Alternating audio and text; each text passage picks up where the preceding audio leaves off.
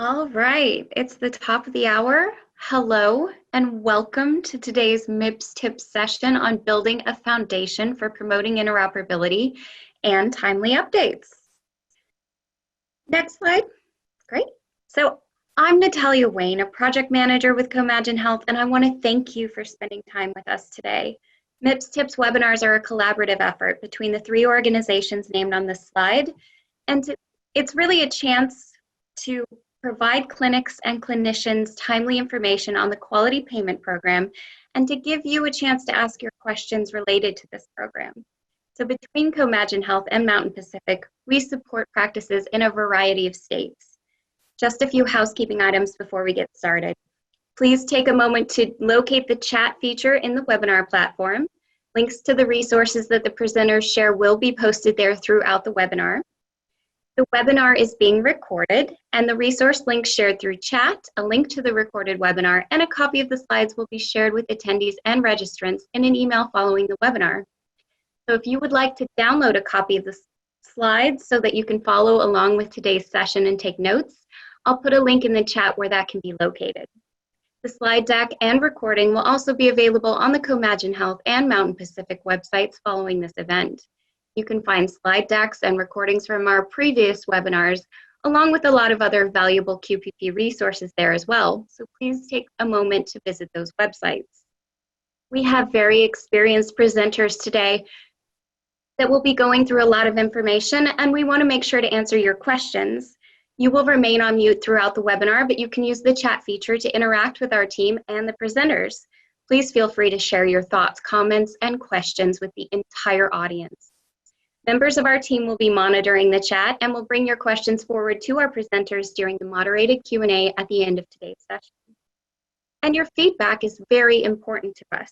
When you leave the webinar today, we ask that you provide your feedback on how we did and on topics of interest to you for future webinars. Watch for the evaluation survey link and please take a moment to fill it out. Putting that in right now. We asked you when you registered what questions you have about our topic for today. And for this webinar, we received well over 50 questions. And a huge thank you to everyone who sent in a question, as it's valuable for us to know where you need answers. We will answer as many of those questions as we received as possible as we go through the presentation today. In preparation for the presentation, we found far more important information to share with you than we can adequately cover in an hour. So we have added supplementary information as appendices to the slide deck so that we can provide you with the information even if we didn't have time to cover it directly today. So please do take time to review this information and feel free to contact us using the contact info at the end of today's webinar just to reach out to our experts with any additional questions you may have. Please note we have put a list of highlights from the 2021 proposed rule in Appendix C in the slide deck.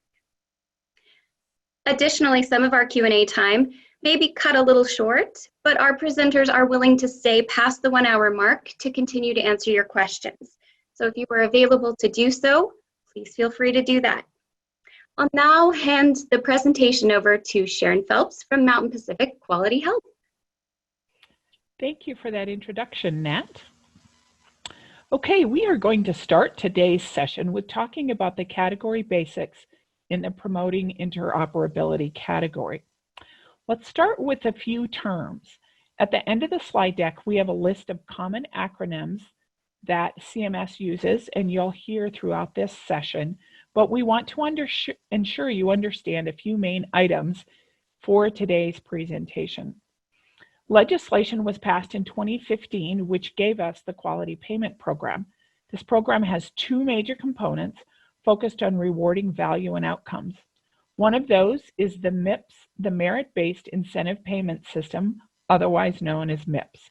The second component is alternate payment models and are referred to as APMs. And we're going to discuss those in a little bit more detail in the next slide. The MIPS program consists of 4 categories as listed on the screen. Today's session, we will be discussing only one of those categories, the Promoting Interoperability category, commonly referred to as the PI category. This category promotes the use of certified electronic health record technology in the delivery of healthcare services. If you want more information on the rest of the MIPS categories, please visit our websites that were put in the chat box just a bit ago for the recordings and the slide decks of previous MIPS tips sessions. Those sessions covered a wide variety of topics related to MIPS. Each category in the MIPS program is given a specific weight. The weight differs depending on how you are participating in the program. The clinicians who meet the eligibility requirements to participate in MIPS and who are not part of an APM are assigned the standard weighting for the 4 categories of MIPS. For clinicians participating in an APM, such as a Medicare Shared Savings Program, you need to know your APM type and your status in the APM.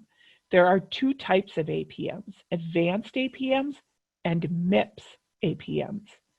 The clinicians who have a status of qualified participant in an advanced APM do not need to do MIPS. Those participants who are in an advanced APM but are not a qualified participant, as well as those clinicians participating in a MIPS APM, have a few different rules than regular MIPS, including different category weights. An important thing to know, MIPS applies to services delivered and paid under the Medicare Part B physician fee schedule. We often get questions on how MIPS pertains to rural health clinics or federally qualified health centers. The majority of services provided in those settings are paid using an all-inclusive rate. That rate is not considered a Medicare Part B service, so it is not covered by the MIPS program. RHCs and FQHCs should carefully review the eligibility of their providers on the QPP website. We have the link to the participation status tool to check eligibility in our links page at the end of the presentation. If you have further questions, please feel free to reach out to your state support staff member. We have another slide at the end of the presentation with the contact information for all of the Comagine and Mountain Pacific support staff. Now, let's talk about the MIPS performance category weights. As you'll notice on this slide, we have given the weights for both the MIPS standard weighting as well as the weighting under MIPS APM. MIPS APMs have a different set of category weights for the final MIPS score compared to regular MIPS. The PI category, for example, is 30% for MIPS APM, while it's only 25% for regular MIPS. Be aware that most EHRs that have a MIPS dashboard, they are predicting or calculating your PI score based on that 25% standard MIPS weighting. So if you are MIPS APM, your score on the dashboard may be a little different for the PI category. Scored under the MIPS APM scoring standard will get a MIPS PI category score and a MIPS final score based on the APM entity's combined performance. Everybody that's participating in that APM get all their scores get combined together for one final score. Each year, a final rule is published, which can and does change the specifics for each MIPS category. Today, we are covering the content as it pertains to the 2020 performance year. Be aware that prior and future years may have some changes in specific characteristics, requirements, and measures. So today, we're talking 2020. The minimum time frame to gather data to report for the PI category is 90 continuous days. A clinic can select any 90 days of their choice, with October 3rd being the latest date to start a 90-day time frame for 2020. Thus, if you've not selected your 90-day time frame or you have not yet started to work on the PI category, you still have time.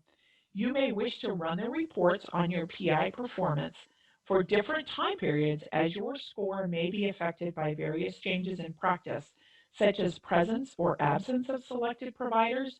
And certainly this year in 2020, COVID may have impacted measure performance as well. You can select whichever time frame gives you the best score, as long as it is a minimum of 90 continuous days up to the entire 365 days of the year. Look carefully at your MIPS dashboard or the PI performance result reports in your system to see if you can change the dates to determine if your performance has changed over time. And remember, you still have time to work on improvement and make changes to improve your score for the last 90 days of 2020. Clinicians can report at the individual level, the group level, or both ways. If reporting as a group, there is one time frame for the entire group. The clinicians within the group cannot each pick their best 90 days and combine them to get the group score. If you want a group score, then you report all the data together at the group level. If you want an individual score, you report the data at the individual level for all those who are required to report, or for those for whom you wish to get a payment adjustment under MIPS. If you report at both the individual and the group level, CMS will give you the highest final score of the two ways of reporting.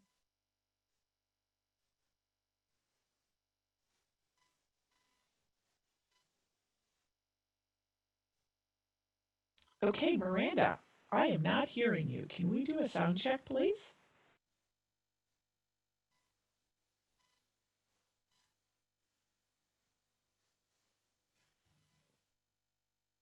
Miranda, I'm still not hearing you. Can you hear me now? I can hear you now. Thank you, Miranda. Great. Sorry about that, guys. I am calling in from Alaska, so sometimes there's a little bit of interruptions. So here we go. Next, we are going to review the requirements, objectives, and measures of the PI category. Each requirement and measure has a detailed specification sheet developed by CMS with all of the pertinent language. Due to the time constraint, we are not going to review these specification sheets in detail, but we have included more information about how to find those specification sheets on the QPP website, as well as how to read those sheets in Appendix A and Appendix B of the slide deck. Additionally, when we review the requirements and measures, we are going to use as much plain language as possible to promote understanding. Please refer to the specification sheets for extra technical and legal definitions and explanations. All right, so there are two categories of items to be complete when submitting data for the Promoting Interoperability category: requirements and measures. Requirements are items which must be complete to allow a score. If these items are not completed, the score will be 0, regardless of measure performance. Requirements do not contribute any points to the score. Measures contribute points towards the PI category score. Most measures are performance-based, but a few are yes/no.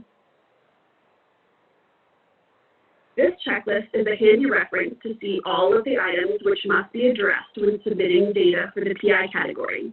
Notice the 3 items within the orange-yellow bracket.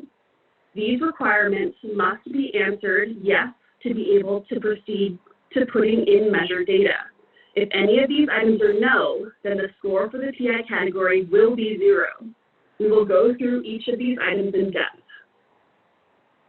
The first requirement for the PI category is that you are using the 2015 edition of the Certified EHR technology. This is the same edition as was required last year, so most systems should have this in place. If you are uncertain what edition you have, you can contact your EHR vendor and ask them, or you can go to the Certified Health IT product list, frequently referred to as CHAPL, and search for your software. I want to point out that you do not need 2015 search for the full year to report the PI category, but it must be installed and functional by the first day of your chosen 90-day reporting period. If you have questions about your EHR's edition, certification, or functionality, we highly recommend that you reach out to your EHR vendor. Ask them how you can best use their platform to help you with your MIPS participation. Sharon, it looks like when you went off your picture that we lost the Zoom, the slide deck. So you might have to have your photo on or your video on for the slide deck to be visible.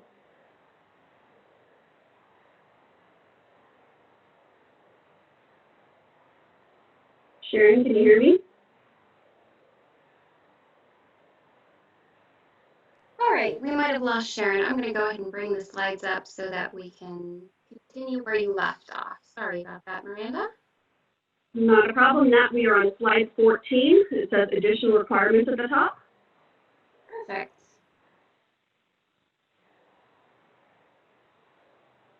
All right, can you see it?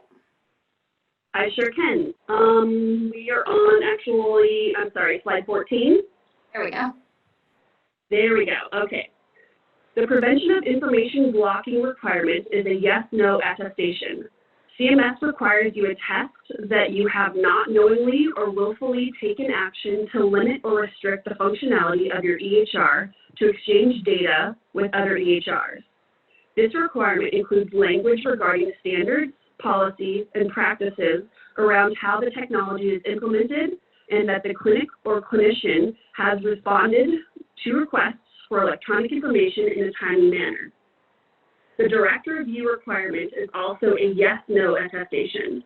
For this requirement, clinics and clinicians are attesting that they are aware they are required to cooperate with the Office of National Coordinator should they request a review of the clinic software. A situation where this could occur is when the ONC has reason to believe an EHR is working differently in a production environment than how it was operating when it was certified.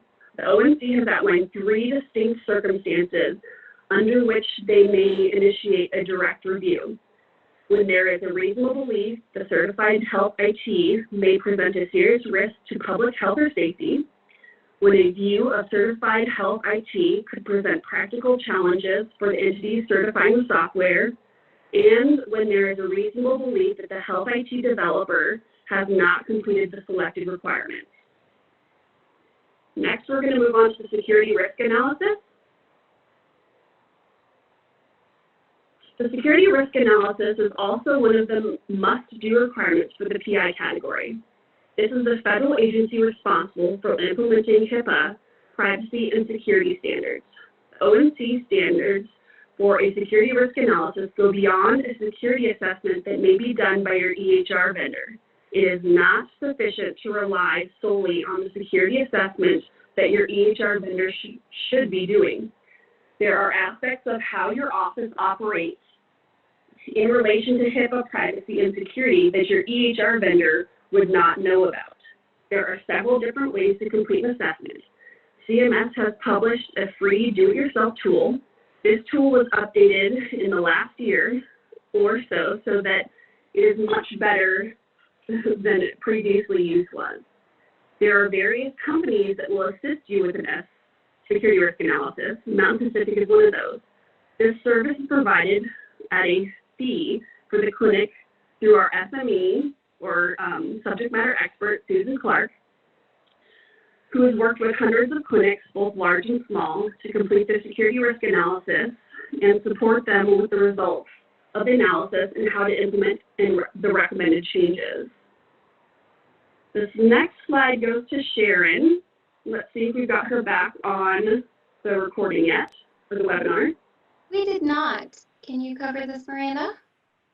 I sure can. Yeah, I think Sharon's having some difficulties.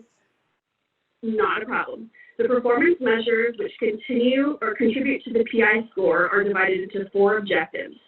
We've provided this slide to give you a summary of all of them on one page, and we'll be covering each of these in more detail today.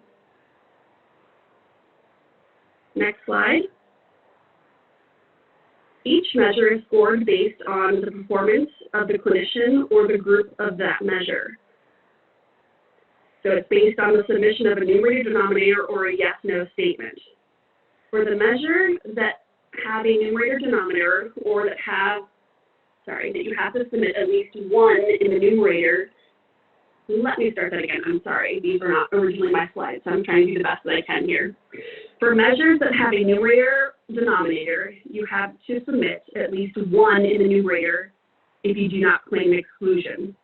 Failing to report on required measure or claim an applicable exclusion will result in a score of 0 for the promoting interoperability performance category. This is one of the reasons why we recommend you locate and review the MIPS dashboard or run the MIPS report in your EHR on a regular basis. If you do not currently have one in all of the numeric measures, you need to be working with your EHR vendor to determine why not and how to ensure that you get at least one by December 31st of this year. Okay, it looks like we have Sharon back. I'm going to see if she can take over. Okay, can you hear me now? Sure can. Go ahead. Okay. My apologies about that. Bad time to lose connectivity. So let's talk about scoring. To score the numeric measures, you simply multiply your performance rate times the number of points available and round to the nearest number. If the MIPS eligible clinician receives a performance rate or measure score of less than 0.5, as long as the MIPS eligible clinician has reported on at least one patient and has one in the numerator for a given measure, a score of 1 will be awarded for that measure. The e-prescribing measure is a required measure. To receive a score for the e-prescribing measure, you must have written at least one prescription that was queried for a drug formulary and transmitted electronically using your certified EHR technology. The numerator collects all prescriptions from the denominator that meet this criteria. So for this measure, there are two possible denominators. One is for those medication orders which require a prescription but do not include controlled substances. This is due to the fact that not all EHRs may be configured to allow controlled substances, or the state regulations have not yet allowed e-prescription of controlled substances. The second denominator is for medication orders which require a prescription including controlled substances. The denominator in your situation will be determined by your EHR. There is an exclusion allowed for the e-prescribing measure. You may claim the exclusion if you meet the criteria of writing fewer than 100 permissible prescriptions during the performance period. The 10 points associated with this measure will be distributed equally, with 5 points going to the sending health information measure and 5 going to the receiving health information measure. Here are some steps you can take to improve your performance on this measure. As we mentioned earlier, check your score on your MIPS dashboard or in your MIPS report. Checking your MIPS dashboard to determine your e-prescription rates since the start of 2020, as well as for the last 90 days, gives you an idea of where you're at with this. This rate will be the numerator and denominator for this measure. If you are not using your EHR for e-prescribing, or if you do not see at least one in the numerator in your dashboard, contact your EHR vendor for assistance with obtaining your data for this measure or to learn how to get started using the e-prescribing. Ask for training on how to use e-prescribing.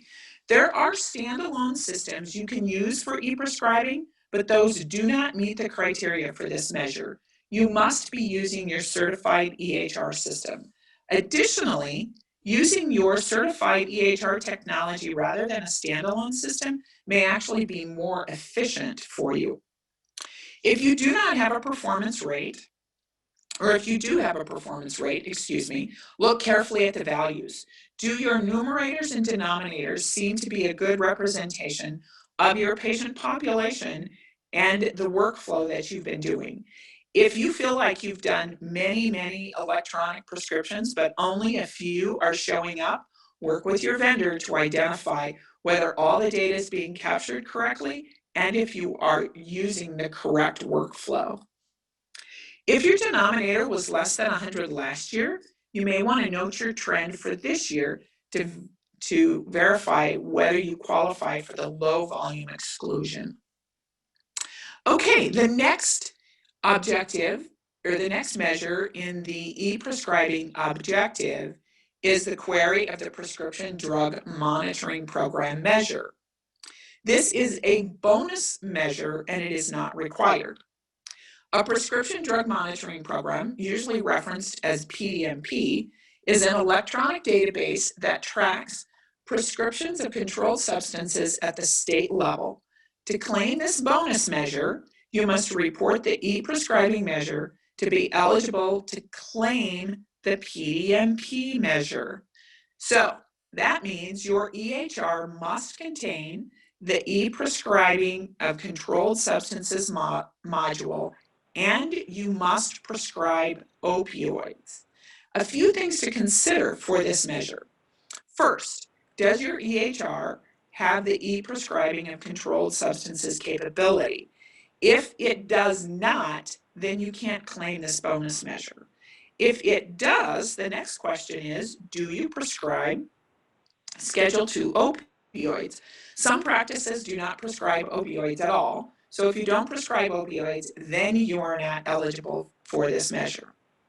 The last consideration is if you do have the e-prescribing capability and you do prescribe Schedule II opioids, but your overall prescribing rate is less than 100 e-prescriptions of any type of medication in the performance period, you could actually take the low volume exclusion. But because you get bonus points here, even if you meet that low volume exclusion, you may still want to report on this measure so that you can get the bonus points. So a few things to think about for that one. Okay, next we are, okay, Miranda, back to you. All right, we will now look at the Health Information Exchange objective, which consists of two measures. These measures are often the most difficult in the promoting interoperability category for practices to meet.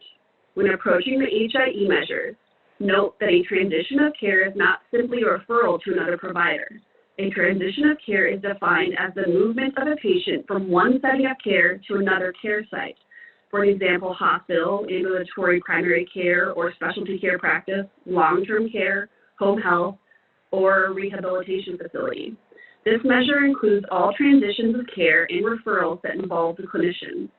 Although many EHRs are capable of sending and receiving an electronic fax, this is not a form of electronic transmission as it pertains to these measures. An electronic transmission uses structured data fields that are capable of being incorporated into the EHR of the recipient. We will first look at sending health information measures for the HIE objectives.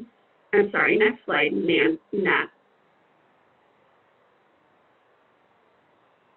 To meet this measure, the clinician must create a summary of care report record using CERT, or Certified Electronic Health Record technology, and electronically exchange the summary of care record. This exchange of information must comply with HIPAA privacy and security protocols. CMS has defined what the summary of care document must include. Those 18 elements are listed in the measure specification document, and your EHR vendor should have the summary of care report built to automatically include all 18 elements as appropriate for the patient. The sending health information measure has been a requirement for the MIPS PI category for several years. Therefore, your EHR should be well positioned to manage the electronic transfer to another healthcare entity. Knowledge of the numerator and denominator are key as you evaluate this measure.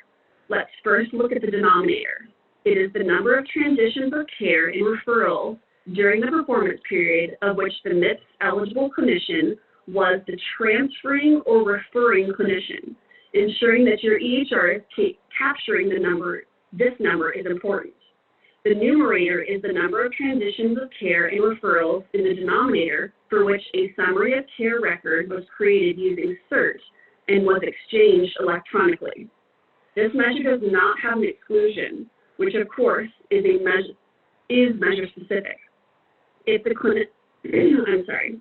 this measure does have an exclusion, which of course is measure specific.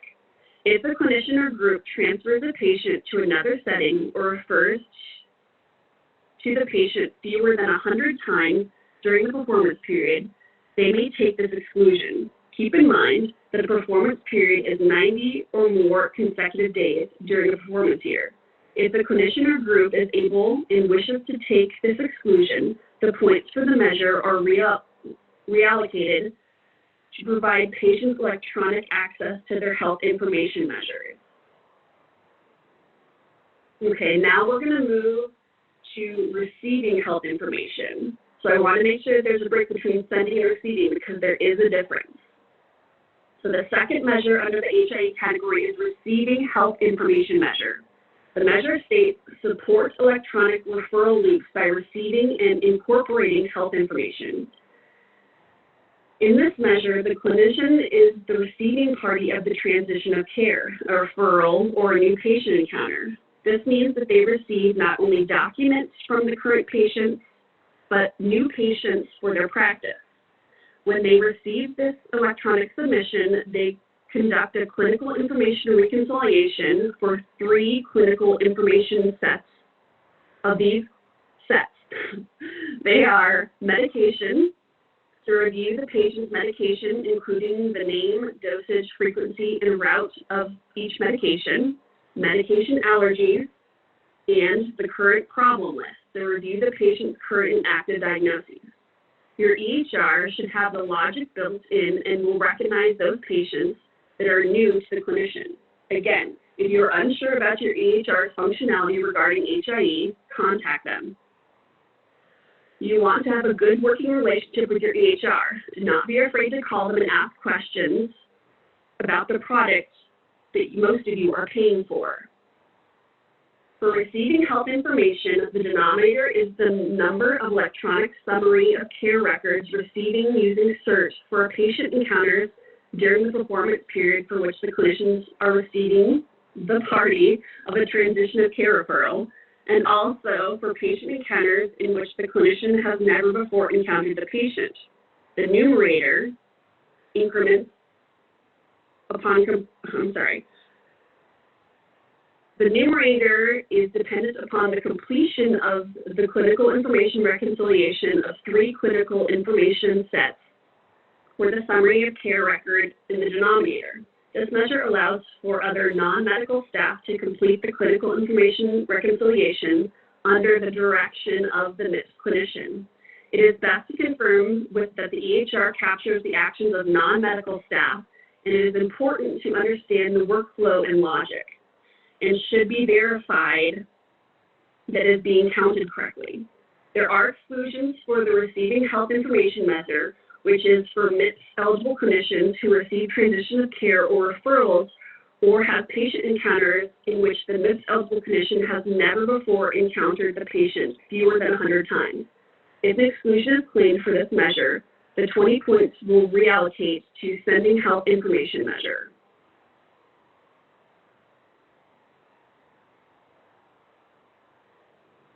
Now we will look at some steps toward successfully reporting the HIE objective and measures.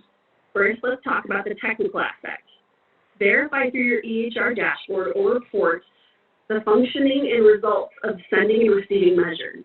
You can work with your EHR vendor to set up connections to those healthcare entities that you frequently refer patients to. You can also ask your vendor if they know of local entities that are set up and sending and receiving through your EHR to other practices that use your same EHR.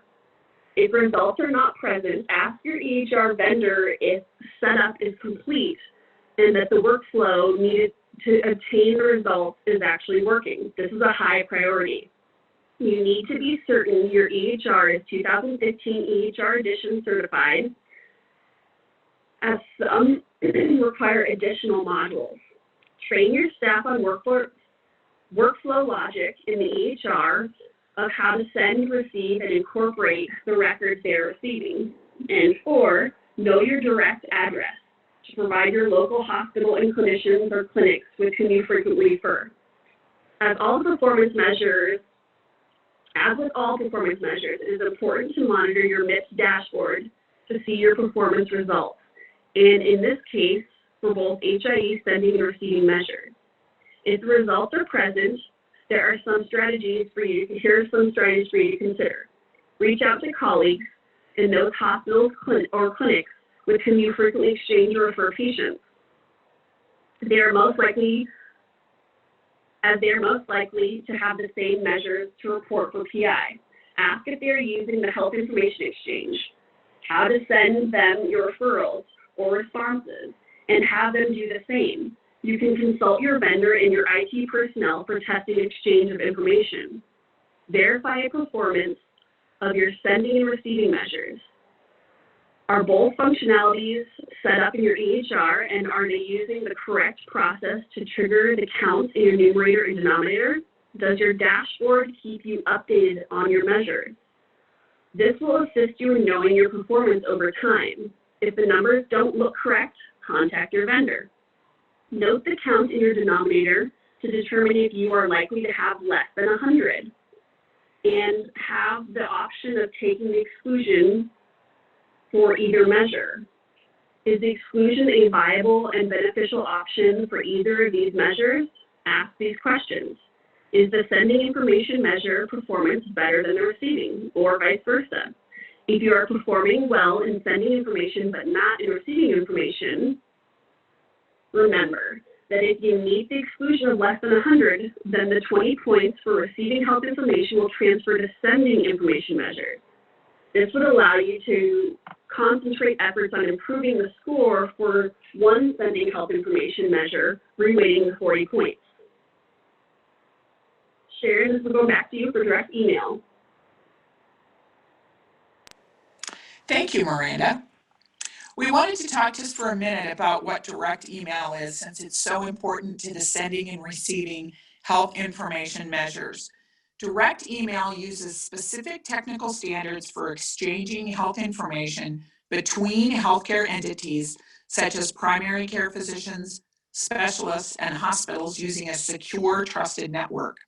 Direct functions like regular email with additional security measures to ensure that messages are only accessible to the intended recipient. Because direct is a secure means of communication, when obtaining your direct address, you may be asked to provide information confirming your identity to ensure sensitive, protected health information is still protected. Direct addresses are available from a variety of sources, including EHR vendors, state health information exchange entities, as well as private service providers called Health Information Service Providers, or HISPs. Depending on the EHR or HISP you and the receiving party are using, you may need assistance from your vendor to establish this trusted relationship. In some cases, the send and receive health information is accomplished through a state-based health information exchange. The health information exchange may or may not be using direct secure messaging with other physicians. So if you are connected to an HIE, please check with them to ensure that they have your direct addresses and to ensure you are sending information to other entities as well as receiving information from others. The next measure we are going to talk about is the Provide Patient Electronic Access measure. This measure is to, as it says, provide patients electronic access to their health information. The principal purpose of this measure is to encourage communication between providers and their patients or authorized representatives to help keep them informed of their health information and engage them as partners in their healthcare. The patient or their representative must have access to view online, download, and transmit their health information, as well as be able to use the application programming interface of their choice. This measure is worth 40% of your PI category score. A few important keys and items to remember in this measure. First is timely access. CMS defines timely access as 4 business days from the information being available to the clinician. Make sure you understand the workflow of your EHR and how they define what determines the information being available to the clinician. For example, some clinicians may wait to finish their clinic notes in the EHR until the weekend. If your EHR determines the information is available to you the moment you open the note for the patient, your notes from Monday would not be available timely if you completed them and made them available to the patient on Saturday. Most of the time, the EHR will automatically send the information to the patient portal based on some action the clinician has taken, such as closing a note or electronically signing the note. The second key item is view online, download, and transmit information, as well as having access to the application programming interface or API. Your EHR must offer all 4 of these functionalities. You should not need to do anything extra, as your system should have it built in. The last item, there is no exclusion for this measure, and several of the other measures will reallocate to this measure. Thus, this is an important measure to watch for performance, as it can determine a significant amount of your PI category score. For this measure, the denominator is the number of unique patients seen by the clinician during the performance period. Keep in mind that a performance period is a minimum of 90 consecutive days. There are times when the patient may be seen by the provider more than once during that time, yet these patients are only counted once in the denominator. The numerator is the number of patients who are located in the denominator who are provided timely access to view their information. This could include a patient representative instead of the patient, yet patients with representatives are still only counted once.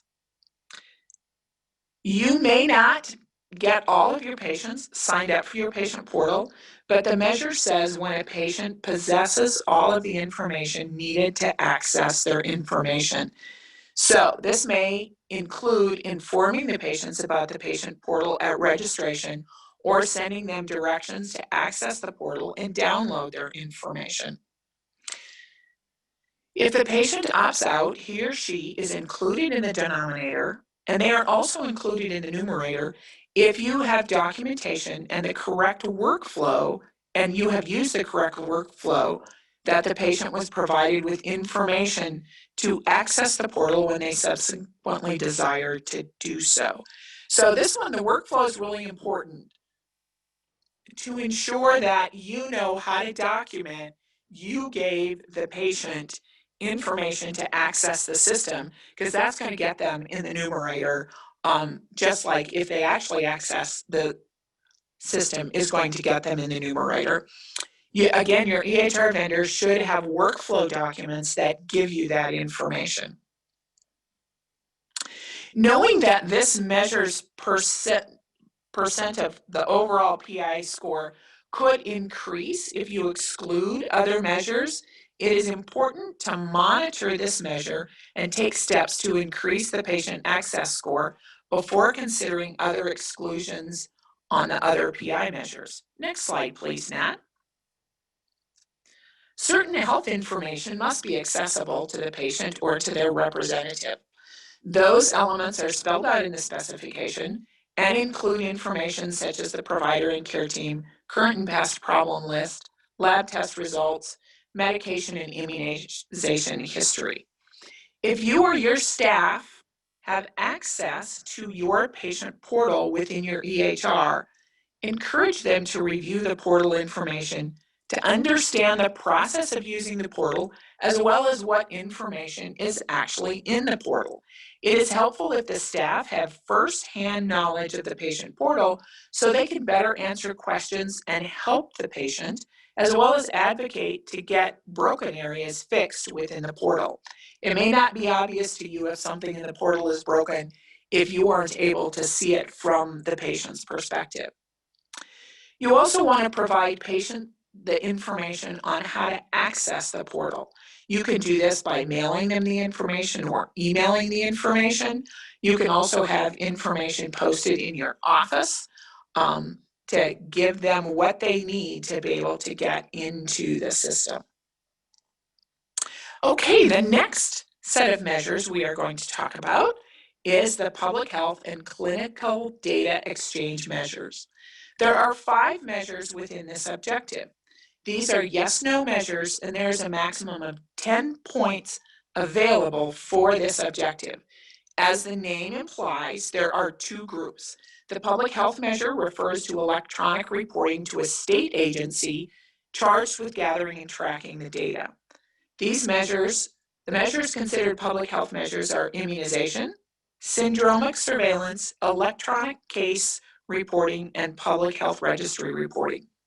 The second type of measure is the clinical data exchange measure. A common type of clinical data exchange registry is one that is formed by a medical specialty association to gather data on a specific condition or quality measure. There are a wide range of registries for specific information available across the nation. You can have 2 registries in one measure. You do not have to select 2 unique measures from this list. Groups can submit yes for a measure as long as one clinician in the group is actively engaged with the agency or the registry. There are exclusions for those measures, and we'll go into that in just another slide or 2. Okay, let's talk about a few key terms here. First is active engagement. Active engagement means the MIPS eligible clinician is either in the process of moving towards sending production data or is actively sending production data to a public health agency or clinical data registry. Active engagement may be demonstrated in one of the following ways. Option 1, complete registration to submit data. Option 2, testing and validation. And option 3, production, which is where you're actually submitting actual patient care data. Each measure under public health reporting has its own exclusion, so please refer to the specification sheets for details on a measure for which you would like to claim an exclusion. Any MIPS eligible clinician meeting one or more of the following criteria may be excluded from the public health reporting measure if the MIPS eligible clinician meets the criteria. Next slide, please, Nat. So those exclusions are allowed under the circumstances of the MIPS eligible clinician does not diagnose or directly treat a disease or condition associated with a public health registry, meaning there's not one available for you to pick from. The other one is that they operate in a jurisdiction for which no public health agency is capable of accepting electronic registry transactions for specific standards. And how you are going to determine this is to check your state Department of Health website. Every state functions a little bit differently, but most states have information on the Department of Health website that will tell you what registries they have available and what the status of those registries are. And lastly, you can have an exclusion if you operate in a jurisdiction where there is no public health registry for which the clinician is eligible that has declared readiness. So for example, if in your state there is an immunization registry, but they're still getting set up on your side or on their side, and they haven't started onboarding folks, then you can claim an exclusion because they're not ready to receive data. Okay, let's talk a little bit more about exclusions, as some of you may be able to claim exclusions. So there's a couple different scenarios here. First is that you can claim an exclusion for one measure and you can submit yes for another measure. You can still earn the full 10 points if you have one exclusion and you are actively engaged with one registry. Second, if you claim 2 exclusions, meaning you meet the exclusion criteria for 2 different measures, the 10 points from this measure are then redistributed back to the Provide Patients Electronic Health Access measure.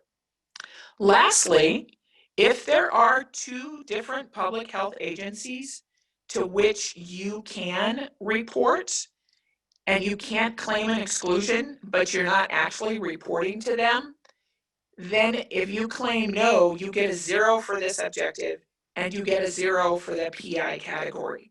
So that's something to know. Where are you at in relationship to a registry? There's a number of different registries out there. So please, if you have questions on this one, reach out to your state contact at either Comagine or Mountain Pacific Health, and we can help walk you through that for your specific situation. Okay, phew, we got through all of the measures. That's a lot. So here's a quick list of items to discuss with your EHR vendor. I'm not going to go through those. You can see what those are. We've talked extensively about how important it is to know what functionality you have from your vendor, to know what resources your vendor has to help you, and to know a contact at your vendor that you can get a hold of if you have questions.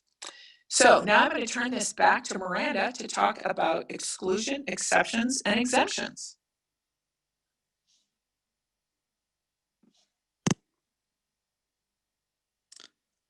Okay, Miranda. Oh, there you are. I can hear you now. Yep.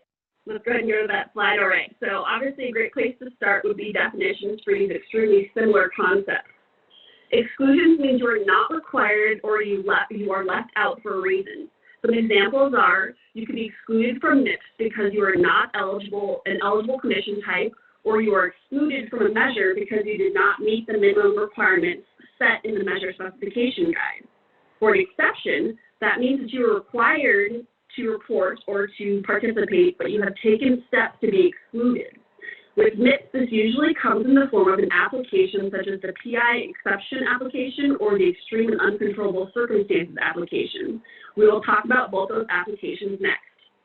In general, the idea is that you took actionable steps in order to gain an exception. So finally, there's exemption, which means you are not required. You can be exempt from MIPS if you are not meeting the low volume threshold. You can also be exempt from MIPS or from the PI category by being a specific eligible clinician type.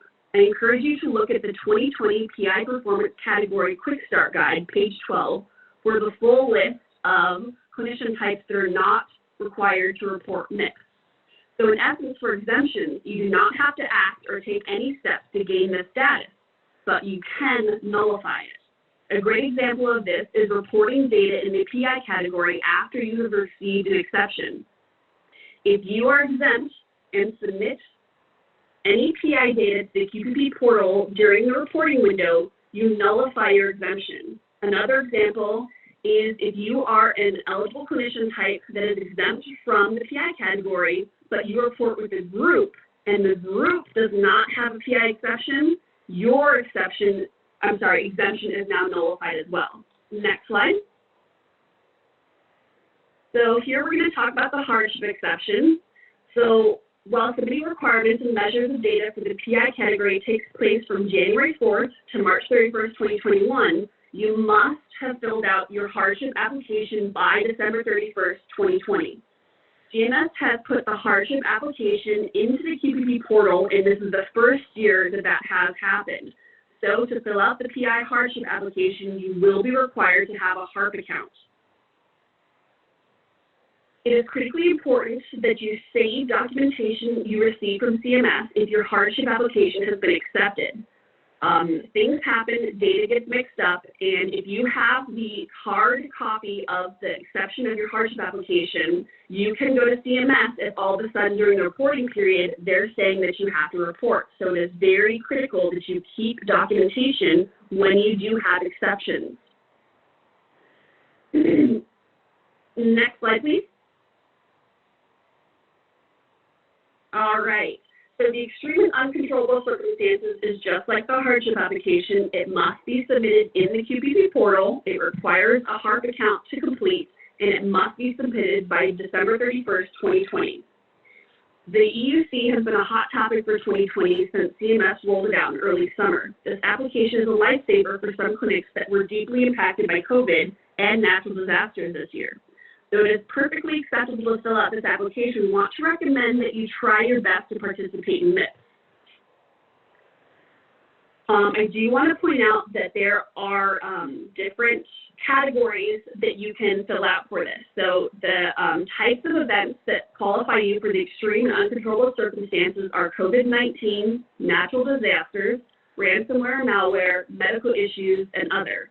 You will have to put a date range in for this exemption. So you have to at least have a starting date. But there is a box for if this is an ongoing event, then you can click that. Or if you were just impacted, say, the beginning of the year, you had to close your practice due to COVID-19, and there was like a 90-day window, you can put that 90-day window in there.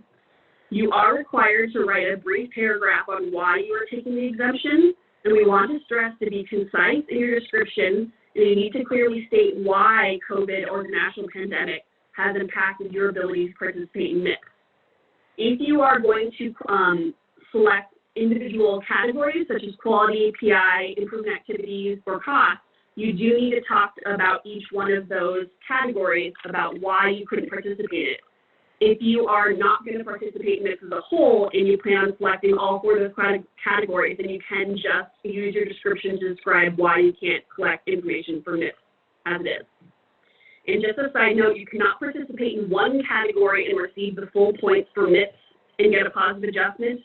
If you take an exception on all the categories but one, you will still only receive a neutral score. Next slide. So here are a couple things that you want to look over when you're trying to decide if you need to take an exemption, an exclusion, or if you should actually submit data. As we'll press for time, I'm not going to go in depth to these, but just want to let you know they are here. So think it over before you actually apply for any of these. And if you do have any questions, feel free to reach out to either Comagine or Mountain Pacific, and we can go ahead and help you with that decision. So the next slide, we're going to start talking about links and resources. So these next slides, these are kind of self-explanatory. So obviously we're talking about the promoting interoperability category. So a great start would obviously be the 2020 Promoting Interoperability Quick Start Guide.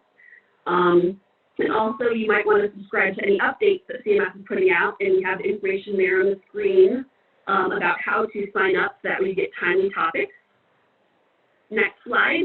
We have compiled some resources here for you to look over that can help you in the PI category for MIPS. Nat is also going to put in the links to 2 resources that we have, or 1 resource for Mountain Pacific and Comagine that will actually walk you through on how to get the 45 points and have the neutral score without actually having to do the extreme uncontrollable circumstances application. So I suggest that you look that over so you can still at least partially participate.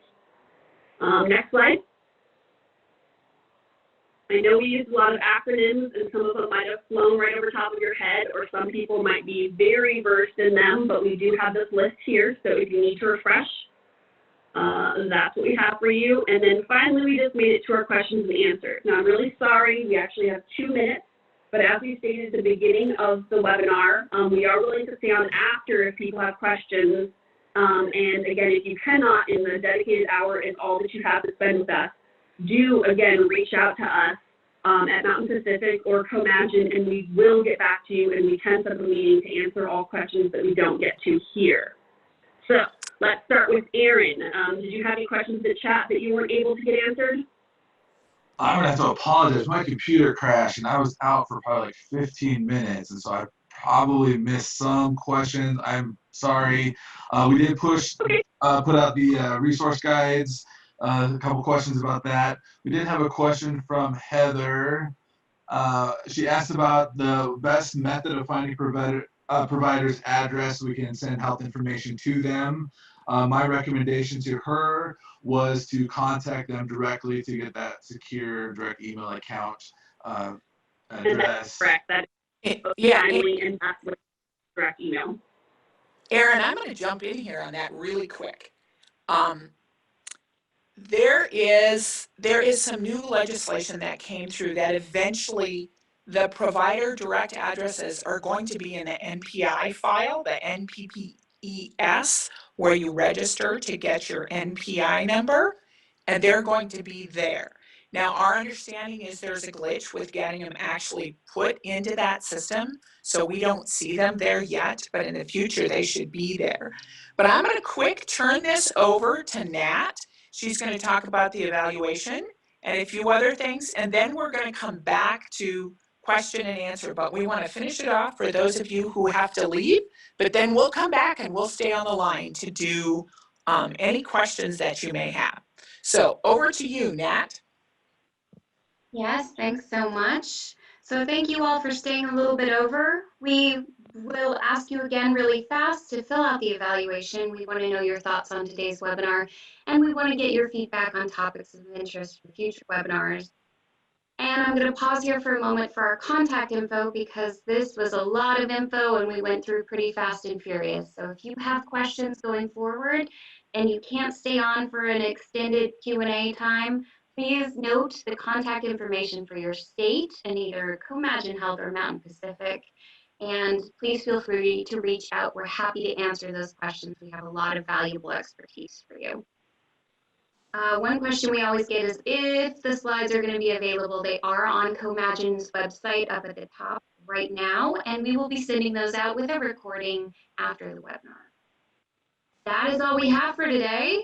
I'm going to go back to the contact info and turn it back over to our experts for additional Q&A. Those of you who can stay, please feel free to do so.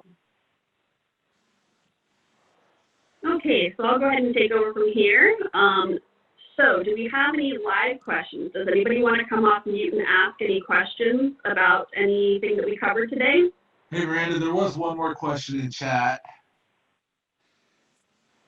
It says, for receiving health information, if I understand the denominator correctly, we can consume a select few CCDs and only those will be counted versus counting all new patient visits. Ultimately, if we don't consume the document, visit is not counted. Is that correct? I'll go ahead and take that one, Erin. Each system is set up by the vendor, and it can be a little bit according to how they interpret those guidelines. So this is where having the workflow documents from your EHR vendor is so critical. So if they have it set up that you do not get a denominator count in your system until you've actually pulled in and consumed that record that was sent to you, that if they send it to you but you just ignore it and don't do anything with it, it then doesn't count in the denominator. That's something you need to talk to your vendor about. That's a very technical, specific item to review with them. And honestly, I don't know from reviewing that receive health information specification sheet, I'm going to have to dive back into that one and review that from the light of your question to see if that specification sheet actually shows that. So we'll do that and get back to you on that one.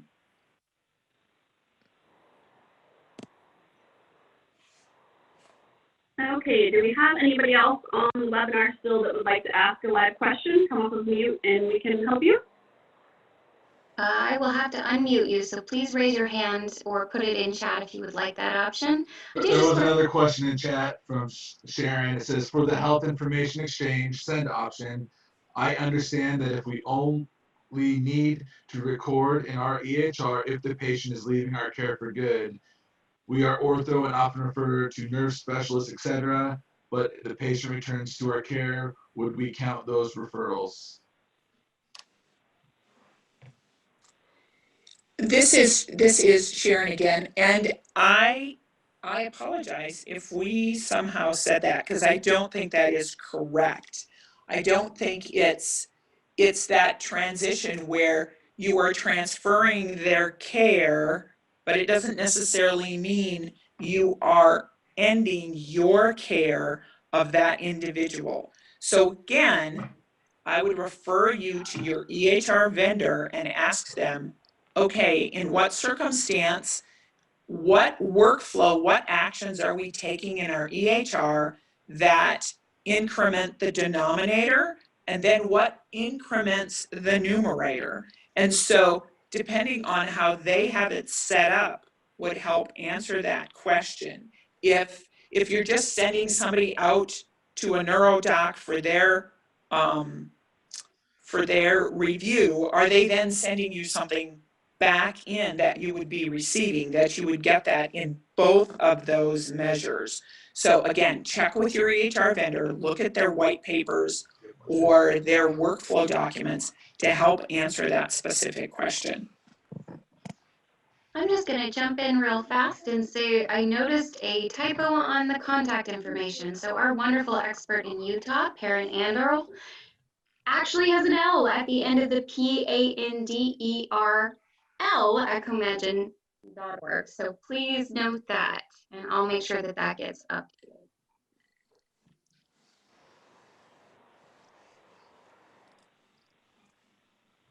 Okay, did we have any, did we have any hands raised for questions, Matt? You know, I don't see any. Go ahead and put in chat if you want to come off mute and ask a live question. Happy to take you off. Okay, I have a question that we got prior to the webinar that I'm going to ask for Sharon. So, how to address the measure to incorporate electronic data when the community does not send it to PCPs? So, how do you? So my best guidance here is that all of the hospitals are required to do a promoting interoperability process on their side. The hospitals have to attest to very much the same information that we just covered today. And the hospitals are required to do that. The last time I looked at the stats, there was something like 99% of hospitals that do that. So at a minimum, you should be able to contact your local hospital or hospitals and have them send you data electronically using direct or using the health information exchange, because they have to meet these same requirements. So that's within the community, that's the first place I'd start to be able to get direct addresses and to start to exchange data. It also means you can send them information from your system. So for example, somebody just had an orthopedic example. For those orthopedic clinics, when your patients go in to have orthopedic surgeries, you can send information from your system to the hospital because you are doing a transition of care, because they are going to now be getting hospital care. And then when they're discharged from the hospital, they should send you a transition of care back, and then you can receive that document back into your system. So that's one place I would do it. Another place is I would ask your fellow physicians, fellow providers, who is actually participating in MIPS and who is participating in the PI category. If they're participating in this PI category, they have to have the capability to do that. Now, I think a number of them may be taking the exception, especially if they're smaller. But for those that actually do this exchange of data, there is good data in there, such as the medication list, the problem list. It really is helpful to send that back and forth. So that's one of the reasons why CMS has built that the direct addresses will now be located within that NPPI or NPPES file where your NPI numbers are located. We know that's a struggle. It has been a struggle for a while. Another thing you can do is if your state has a health information exchange, you want to connect with that health information exchange, as they may be the best resource for all of the direct addresses within your state and within your community. So that's another place I would look, is with that health information exchange. Looks like we got another question, Sharon. As we all know, providers are not necessarily the ones that are submitting or tracking the data. They usually have office staff or practice managers that are really carrying the burden for MIPS. So the question was, how can support staff help their providers in meeting the requirements? You're right. A lot of this is done by the support staff and not necessarily by the provider. I think it's important for the staff to understand, okay, what are these measures, and exactly what activities is it that we are doing that meet these measures, so that you have an understanding in your system For example, e-prescribing. Is the provider using e-prescribing, and what does that look like? Obviously, that's a big process. There's a lot involved there, but there may be pieces that the staff can help with the provider, from looking at the dashboard, understanding the workflow. Other things you can do is make sure that you're providing the patients the information on how to get into the patient portal for the provide patient access to their health information. So there's quite a variety of different things that the staff can do to help the provider. And I would start by knowing where your dashboard is and what your numbers are on your dashboard. And from there, you can decide, okay, here's what we need to work on. Let's think about how to walk through fixing whatever areas you find are out of line on that dashboard. And I know that we went really quick through the data that we had because there was so much of it for this webinar. Can you give a brief description of submission options for the PI category for people participating? Sharon? I sure can. So there are a couple of different ways that you can submit the data for the PI category. One of those is that your EHR system can run a report called a QRDA report. And that QRDA report contains all of the information and results of your measures. And you open up the QPP portal on the qpp.cms website, and you sign in for your specific clinic. And once you are within the portal for your specific clinic, you can simply take that QRDA document that you've downloaded out of your EHR, and you drag and drop it, and you drop it into the portal, and it reviews the document and it gives you your score right then and there. So that's one way, is to use the QRDA document from your EHR.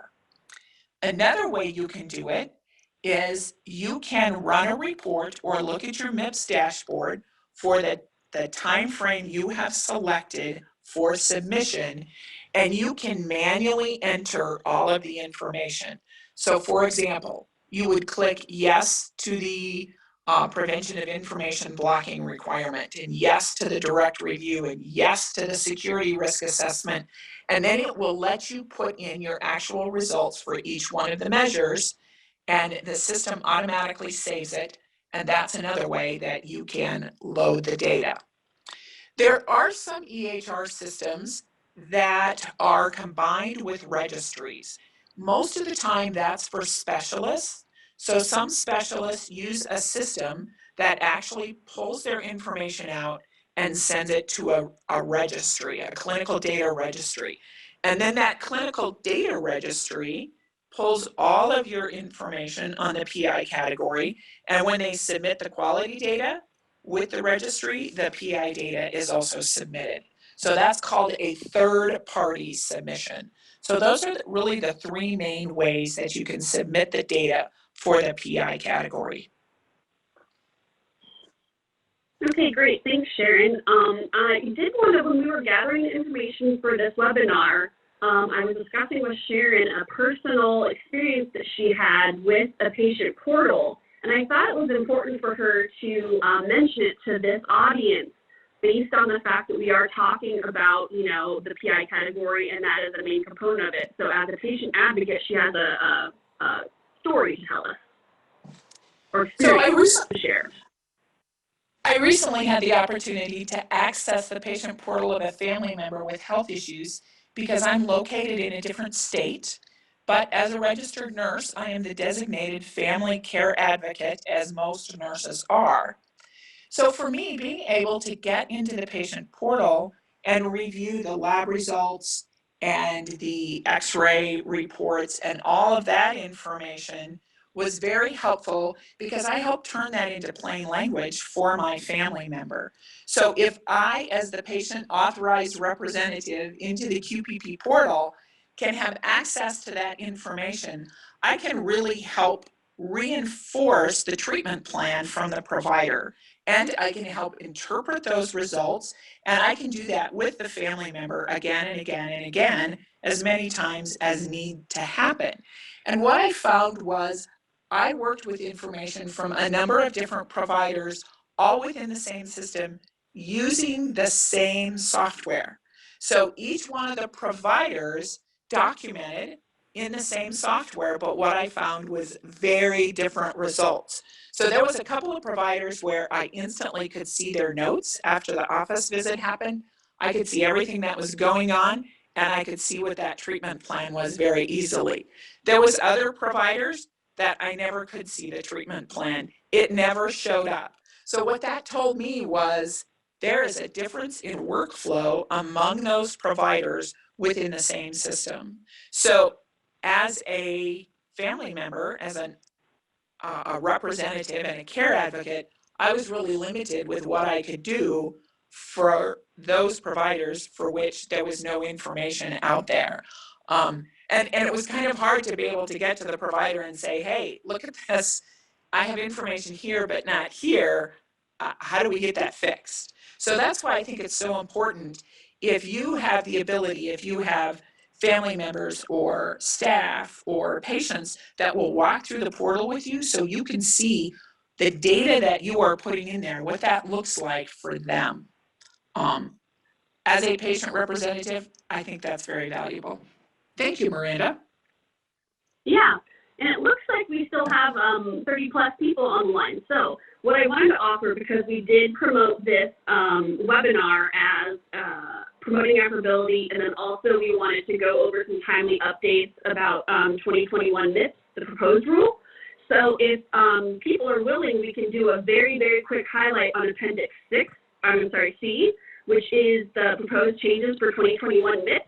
And Sherry, if you could go over that rather quickly with our audience, if there's not any more questions, we can close up after that. I can do that. So, Great. So we're yeah, Nat. yeah, Nat, let's go to slide 60.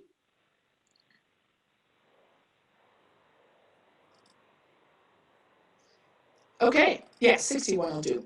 So every year, as I mentioned earlier, CMS puts out kind of a batch of rule changes for the next year for the quality payment program. So that batch of changes comes out as a proposed rule. The proposed rule is open for 60 days for comments, then it closes, and about a month or two later, we get the final rules for the upcoming year. So right now, the proposed rules that are out there waiting for comment from everybody contain the following changes. First of all, the MIPS value pathways, which is kind of a different way of approaching MIPS. They proposed that last year, and they were going to put it into place in 2021. But due to the COVID pandemic, they have pulled back and they're delaying doing those value pathways until 2022. But what they are doing is they're going to get rid of MIPS APM that I talked about, and they are going to put into place a new APM performance pathway called APP. APP will replace MIPS, but MIPS APM. It doesn't replace MIPS, just MIPS APM. But what they've done with that is they've tried to make it very similar to what the eventual MVP pathway is going to look like in 2022. And it also aligns completely with the MSSP, the Medicare Shared Savings Program ACOs, so that when you report for the Medicare Shared Savings ACO, you will be reporting for APP and MIPS at the same time. So it's one submission. What they've also done is they've streamlined the quality measures in that. Previously, the quality measures for the Medicare Shared Savings Program, there was 10 measures. They're going to shrink that to 6. They are also getting rid of the CMS web interface, which is how the Medicare Shared Savings Program reported, and they're taking that away, and that will be replaced by the new APP reporting mechanism. So more to come on that. That was kind of a surprise. That was a new thing nobody knew about. So you could tell they've been working on that one. Another big change we are seeing proposed is that the quality category, which has always used historical benchmarks, is now going to be using performance year benchmarks in 2021 due to the COVID impact. The historical benchmarks are typically taken from 2 years prior, and because the reporting in 2019 was impacted by the pandemic, they're not sure that the results are fully accurate, or the results may have been skewed. So that's why they are looking at using a performance year benchmark. What that means to you is you may not be able to know exactly what your quality score is going to be for a given measure, because we may not have benchmarks to compare them to. So that one causes us a bit of concern, because we have used those benchmarks to really help people understand how they're performing compared to others. Next slide, please, Nat. Some other MIPS category highlights. There is just a tiny bit of changes in improvement activities. They've modified 2 improvement activities. Otherwise, everything there stays the same. Under cost, they have not proposed any new cost measures for 2021. They have revised the total per capita cost measure. That has been revised a little bit. Medicare spend per beneficiary is unchanged. The 18 episode measures that are in place right now will continue to be used. But perhaps the biggest change in the cost category is how they are incorporating telehealth, because telehealth has become such so much of a bigger part of how services are delivered. So now they're really looking at, where does telehealth fit into the cost measures and where doesn't it? So that's really kind of the biggest change there. Another thing they're doing is they're bumping up the PDMP bonus measure to 10 points, and they are looking at an optional health information exchange bi-directional exchange measure in lieu of sending and receiving health information measures. For everybody who is connected with a health information exchange, that would be a great thing to have, because it kind of takes away that difficulty with getting the direct messages that we talked about previously. Next measure, or next slide, please, Nat. Okay, so the neutral benchmark, which is 45 points in 2020, is going to bump up to 50 points. Now, previously they had proposed that 2021, that neutral bench would be 60 points. But because of the pandemic, they're bumping that down to 50 points.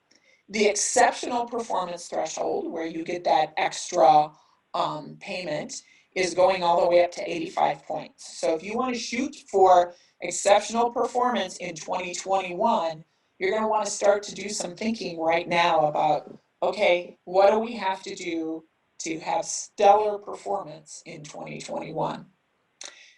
Another thing they're doing, which I think is very interesting, is they're going to bump the complex patient bonus, which is currently 5 points. They're going to bump that to 10 points for 2020 only. And again, that's kind of a flexibility due to COVID, just to kind of help people get credit for the complexity that is happening with those patients that have COVID, because so many of them are coming out with chronic health diseases even after they recover from COVID.